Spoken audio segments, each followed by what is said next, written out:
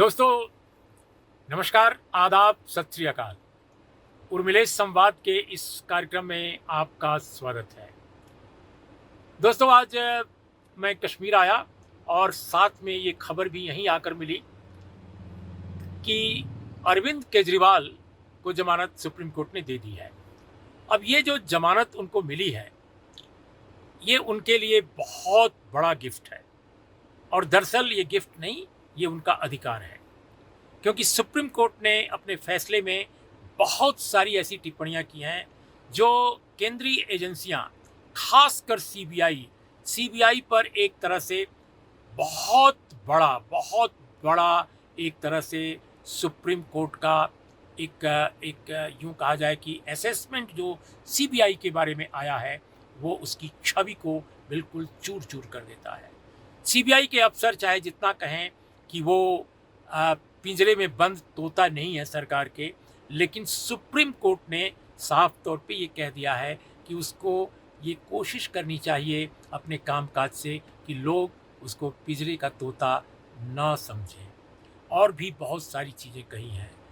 जिस तरह केजरीवाल को लगातार जेल में रखने की कोशिश की गई है, उस पर भी सुप्रीम कोर्ट ने कमेंट्स किए हैं और असेसमेंट जो दिखाई पड़ता है सुप्रीम कोर्ट का, जो ऑर्डर में भी दिखाई पड़ रहा है, आदेश में भी दिखाई पड़ता है, उससे तो अब यही लग रहा है कि केजरीवाल के खिलाफ जो आरोप लगे, उन आरोपों में वो दम नहीं कि उनको लगातार जेल में बंद रखा जाए और जमानत के लायक भी न समझा जाए।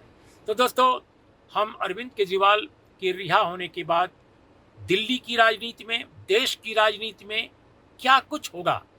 क्या वाकई हरियाणा के चुनाव में उनकी उपस्थिति से उनकी पार्टी को काफ़ी बल मिलेगा? क्या कांग्रेस को सेटबैक कांग्रेस के लिए है, क्योंकि वहाँ अलायंस नहीं हुआ है आम आदमी पार्टी का, और इधर आम आदमी पार्टी के सबसे बड़े नेता कैंपेनर के रूप में आम आदमी पार्टी के हरियाणा यूनिट को मिले हैं। ये क्या इक्वेशन हरियाणा में होगा और फिर दिल्ली में क्या होगा? हम इन्हीं कुछ मुद्दों पर अपने साथी पत्रकार शीतल पी सिंह से बात करेंगे, जो हमारे साथ अभी कश्मीर में हैं। शीतल जी, नमस्कार जी। शीतल जी, आपका क्या असेसमेंट है?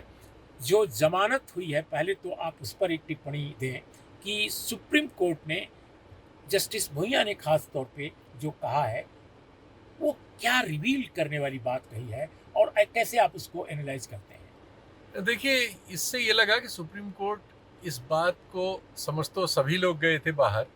सुप्रीम कोर्ट के पास चूंकि तथ्य थे, उसके पास दोनों पक्षों का एफिडेविट और बहस थी, और उसके बाद उसका अपना निष्कर्ष था।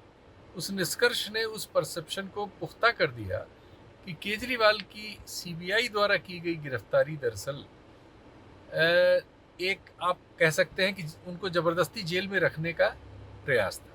वरना जब उनको ईडी से जमानत मिल रही थी और इस बात की सबको सूचना हो गई थी, तो इसलिए उनको सीबीआई ने तब गिरफ्तार कर लिया कि वो जेल से बाहर ना आ सके। वरना सीबीआई सबसे पहले से इसकी जांच कर रही है। 2 साल से वो इनको सम्मन वगैरह कर रही थी और वो चुप बैठी हुई थी।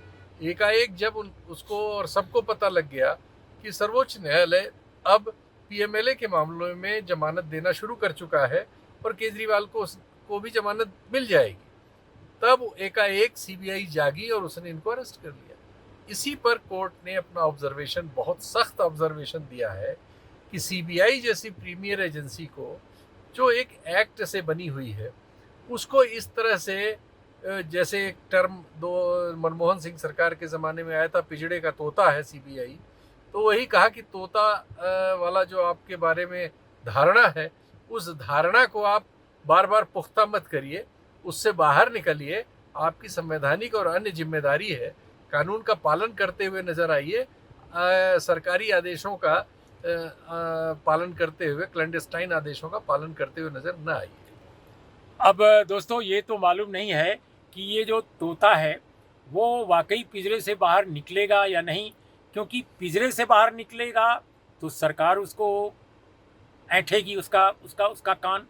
सरकार जो है उस तोते के सबसे, उसको चलाने वाले जो सबसे बड़े अधिकारी होंगे, उसके खिलाफ जा सकती है, उनको बदल सकती है, उनको नीचे के पद पर डाल सकती है, कहीं कहीं शंट कर सकती है। तो अफसरों में भी एक होड़ है कि सरकार जैसी एजेंसी चाहती है हम वैसी एजेंसी देंगे, चाहे संविधान की धज्जियां क्यों न उड़े, चाहे कानून का जो दायरा है वो कितना भी संकुचित क्यों न हो जाए। डेमोक्रेसी गई भाड़ में, सरकार केवल उस पर खुश रहे और उसको सब कुछ वो मिलता रहे जो उसके जीवन को आनंदित करता रहे, चाहे सरकार, चाहे इस देश की जनता, अवाम, डेमोक्रेसी, उसका चाहे जितना घाटा होता रहे। तो ये एक अजीब स्थिति है। और दोस्तों, हम अपने दोस्त शीतल पी सिंह से, वरिष्ठ पत्रकार से, हम ये भी जानना चाहेंगे कि हरियाणा के चुनाव के परिदृश्य पर क्या असर पड़ेगा। वो कैंपेन करेंगे, क्योंकि वहाँ पर कांग्रेस बीजेपी के बीच की लड़ाई है। आम आदमी पार्टी अगर चुनाव क्षेत्रों में जहाँ 90 सीटों पर अगर लड़ गई है, 4000 5000 से लेकर 15000 तक अगर वोट लेती है और बाई चांस वो वोट बीजेपी को फ़ायदा पहुंचाने वाले हुए, तो फिर तो लड़ाई का फैसला कुछ और हो जाएगा। तो क्या आपको लगता है? देखिए, ये कोशिश होगी, और चूंकि मीडिया में केजरीवाल साहब भी ये जानते हैं कि कैसे खबरों में रहा जाता है, और भारतीय जनता पार्टी के पास वो तंत्र है जो खबरों में किसी को रखता या निकालता है।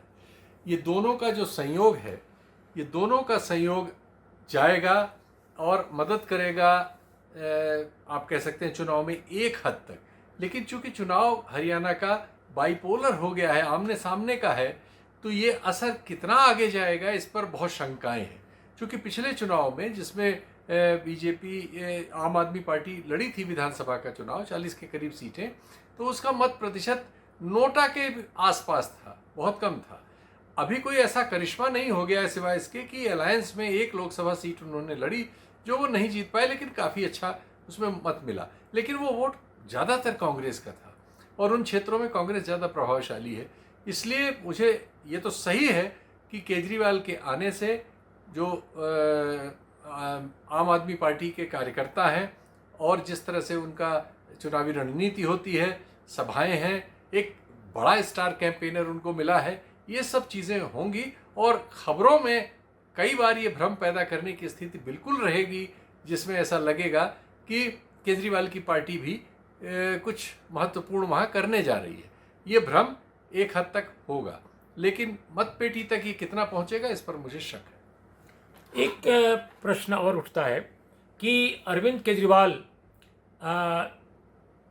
जमानत पाकर जब नए सिरे से दिल्ली की राजनीति करेंगे, देश की राजनीति करेंगे, फरवरी महीने में दिल्ली का भी चुनाव है, क्या आपको लगता है कि जो अलायंस दिल्ली में कांग्रेस में और आम आदमी पार्टी के बीच में था, अब चूंकि कांग्रेस एक नए ढंग से अपने को फिर से असर्ट कर रही है, राहुल गांधी का इमरजेंस है, देश के सबसे टॉप अपोजिशन लीडर वो आज की तारीख में है, महत्वाकांक्षाओं से भरपूर अरविंद केजरीवाल भी हैं, क्या आपको लगता है कि दिल्ली के चुनाव में अरविंद केजरीवाल निगोशिएट करने के लिए तैयार होंगे कांग्रेस से, कांग्रेस को कुछ सीटें छोड़ने को तैयार होंगे, या वो चाहेंगे कि अकेले चुनाव लड़ें और हम अकेले जीतें?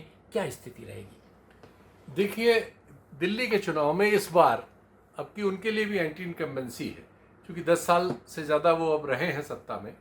और ये और बात है कि टेक्निकलिटीज़ ऐसी हैं कि सारी पावर जो है चली गई हैं एलजी के हाथ में, और बहुत सारे मामले कोर्ट में हैं जो डिसाइड नहीं हुए हैं, जो कुछ डिसाइड हुए थे वो लागू नहीं हो पाए हैं। लेकिन मतदाता को इतना सब समझा पाना बहुत मुश्किल है। तो अरविंद केजरीवाल की पार्टी के लिए भी ये चुनाव बहुत टफ होने जा रहा है। अब इसमें यह है कि क्या उस टफनेस का सामना करने के लिए केजरीवाल दिल्ली में कांग्रेस से अलायंस करते हैं, या हरियाणा का प्रतिकार करने के लिए अकेले लड़ते हैं, ये आने वाले दिनों में नजर आएगा। जी, बहुत बहुत शुक्रिया शीतल जी। और दोस्तों, आपने ये जो अरविंद केजरीवाल की रिहाई का प्रकरण है, उनको जमानत मिलने का जो मसला है, उस पर हमारी आपने टिप्पणी सुनी, हमारे साथ शीतल सिंह की बातें सुनी, हरियाणा के चुनाव में क्या असर पड़ेगा, भविष्य के परिदृश्य में दिल्ली में क्या होगा, ये सब कुछ आपने सुना।